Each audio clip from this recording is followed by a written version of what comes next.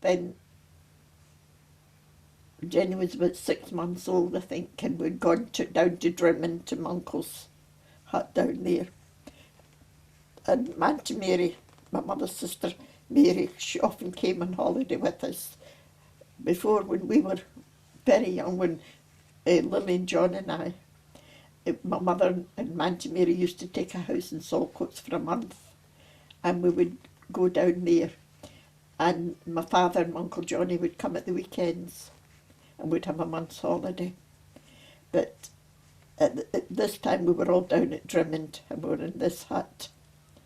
And it was just a little hut. There were bunk beds and things. I don't really know. I can't think how we all slept in it, where we could all sleep. But I remember once we had a fire in it, and there were gypsies in the next field, and Auntie Mary ran for one of the gypsies to come. They weren't tinkers, they were real gypsies.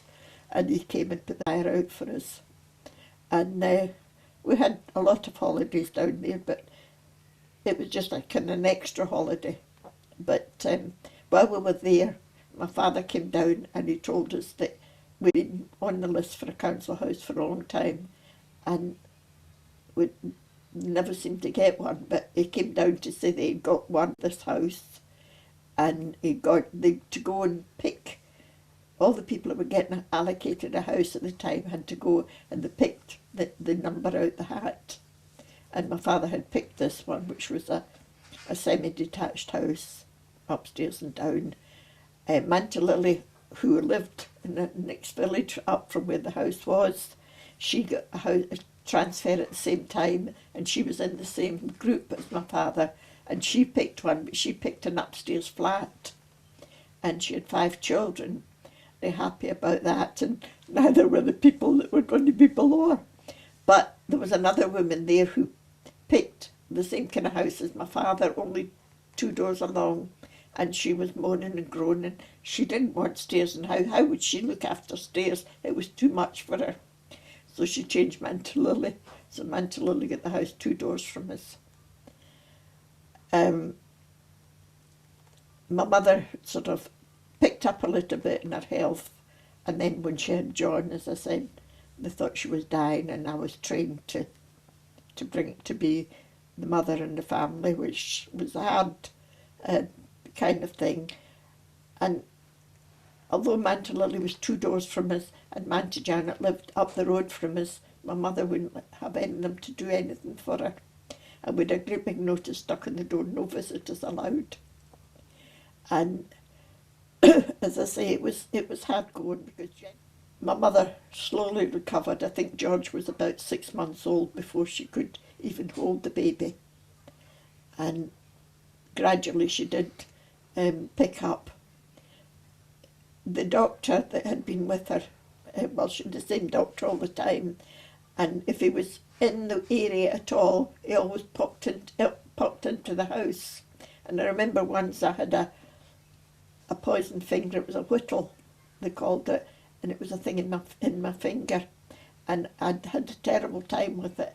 And both my father and grandfather had tried to stick needles in it to get the poison out, but a whittle's a solid thing and it has to be taken out. And it got so bad that my mother was going to take me to the infirmary, and we just put our coats on to go out the door when the doctor came in, and he said, "Where do you think you're going?" And my mother said, "I'm going to the infirmary with her." He says, "What's wrong?" And he was a surgeon, this doctor, and his wife was an anaesthetist. And he said, my mother told him, and he looked at my finger and he says, "Well, you're unlucky." He says, "I haven't got any anaesthetics or anything, you just have to look out the window." And he lanced my hand and took this thing out. Another time, when George had very bad asthma as a little boy, really, really bad. And he had to get the doctor decided to have his tonsils out, but he said he wouldn't send him into hospital, and he took them out on the dining room table. And his wife she was an anaesthetist, and she did it. So it was one of these kind of things. So, as I said, my mother was a placid person, and my father used to get annoyed with her. He used to think she should tell people off for things, and she wouldn't. She never did it. He said she was soft. Anyway, my father, on the other hand, was a very outgoing person. He'd been a boxer when he was young and a footballer, and he had gold medals for both things. And he liked to be into sports and things, and he always got hold of some boys that were. He ran a boys' club at one time and trained some of them for boxing. And I remember there was a lad that got into very serious trouble. He knifed somebody or something, and my father was a witness to it. My father went to court and gave evidence against him. And he swore blind it wouldn't make him out. He wouldn't knife my father. In the meantime, my father had met his younger brother and found out this lad fancied boxing. So my father set up a thing. We used to have we had a punch ball that you punched and it came back, and we had a great big punch ball thing. It hung between the kitchen and the living room doors. Our dining room table was a pull-out table, which was used for all sorts of things. And my father used to give this lad massages on it and things, and then he would have to run 2 or 3 miles round. And he became quite a good boxer. And when his brother came out of prison, he came to thank my father for sorting his brother out and not letting his brother follow his footsteps. He became quite a good lad too then. Another thing, my father and my mother's father, seemed to get on to all sorts of things.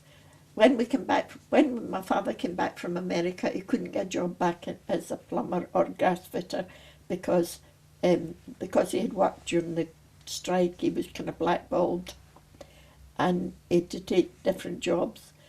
And he took a job as a stage doorkeeper in one of the theatres in Glasgow, and he had all sorts of things to do there. One thing he did, he had to take half a dozen elephants for a walk up the main street in Glasgow, and one of the elephants ran away and he had to get after it.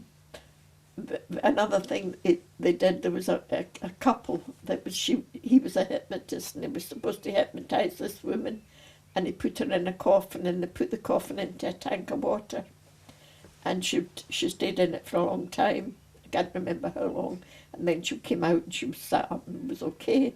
So there was a lot of people, a lot of the papers or something said that it was a trick. So they decided that they should bury her for real. So my father and my grandfather went to some open space in Glasgow, and they dug a grave, and this woman was hypnotised and put in the coffin, and they put the coffin down. They waited half an hour or something, and then they had to dig it all up again. And when they went to get it up, they couldn't get the coffin up. The ropes had broke or something, and they were in the sweat because the police were all standing by in case she died. But she came up and she was okay. But they did a lot. My grandfather and my father seemed to be, in a way, they were the same kind of natures rather than my uncles. My grandfather's sons were different from him. He got on very well with my father. They were fighting and they fought all the time, but they were good pals. Oh, that was my father and my uncle during the war. It was